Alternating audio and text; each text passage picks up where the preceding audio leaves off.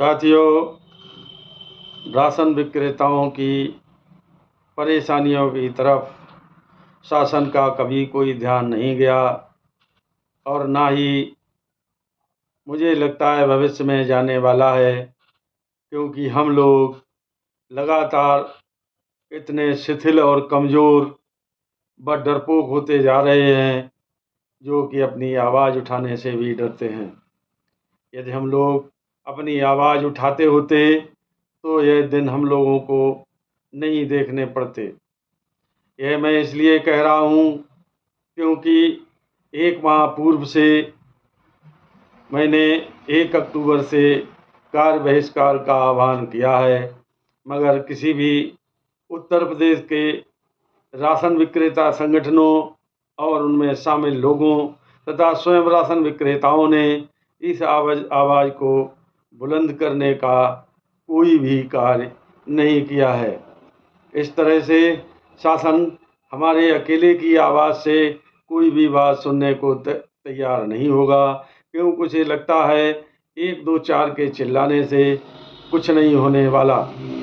इसी तरह से सरकार को लगता है कि हमारी जनता खुश रहनी चाहिए, तो उन्होंने एक अनाज एटीएम उड़ीसा में लगाया।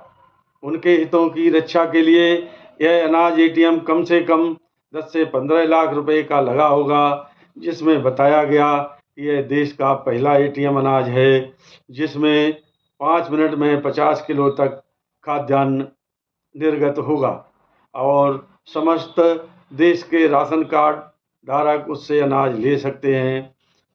अब मैं उस सरकार में बैठे लोगों से पूछना चाहता हूँ, एटीएम लगाने से वहाँ पर क्या एटीएम स्वयं संचालित नहीं हो जाएगा? उसके लिए राशन विक्रेता की आवश्यकता होगी। आवश्यकता राशन विक्रेता की होगी तो उसको उसका पारितोषिक भी संपूर्ण रूप से मिलना चाहिए, ताकि उसके परिवार का भरण पोषण हो सके। लेकिन सरकार उसके परिवार के भरण पोषण की तरफ कतई ध्यान नहीं देना चाहती। इसी तरह से हमारे उत्तर प्रदेश में भी कार्ड धारकों के हितों के लिए शासन ने पहले ही पॉस मशीनें लगाईं और उनमें तमाम तरह से खर्चा किया। उसके बाद जब उन्हें लगा कि पॉस मशीनें लगाने से भी राशन विक्रेता राशन कार्ड धारकों को पूरा खाद्यान्न नहीं दे रहे हैं, तो इस बार उन्होंने ई पॉस मशीनों के साथ बैंक कांटे भी उसी से जोड़ दिए, ताकि घटतौली और भ्रष्टाचार न हो सके।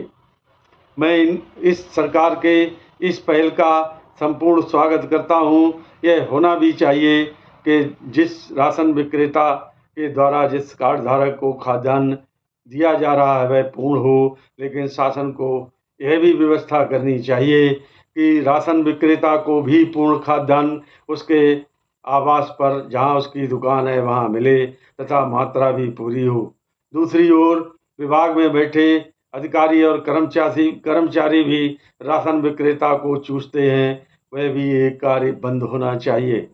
हम नहीं कहते हमारे राशन विक्रेता सभी अच्छे हैं, सभी खराब हैं, लेकिन सरकार में बैठे जो लोग इन आदेशों को पारित करते हैं वह भी सभी अच्छे और सभी खराब नहीं हैं।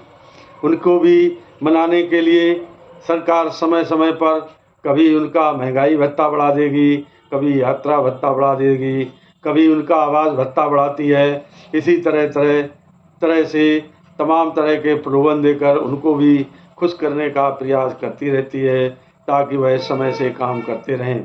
क्या राशन विक्रेता इतने गए गुजरे हो गए हैं कि उनकी जायज़ मांग को भी नहीं सुना जा रहा है? खुश करने की बात तो बहुत दूर हो गई। 90 पैसे किलो कमीशन के हिसाब से यदि कोई माई का लाल हो तो मुझे सरकार बताए और काम करके वह दिखाए। जिस तरह से डोर स्टेप डिलीवरी व्यवस्था राशन विक्रेताओं के लिए शुरू की गई थी कि इससे उनका भला होगा, उन्हें गोदामों से जो उनके साथ अन्याय होता है छुटकारा मिल जाएगा। मगर गोदामों से तो छुटकारा मिल गया, अब वहाँ पर डोर स्टेप डिलीवरी में बैठे माफिया लोग उन गोदामों से भी ज़्यादा गए गुजरे हरकत करके राशन विक्रेताओं को दबाए हुए हैं। उस दबाव को हमारे क्षेत्रीय अधिकारी भी सहयोग कर रहे हैं। ऐसा नहीं है कि क्षेत्रीय अधिकारी जब इस बात को मजबूती के साथ रखें तो ठेकेदार की हिम्मत नहीं है कि वह हमारे राशन विक्रेता को अनाज किसी भी तरह से कम दे पाए।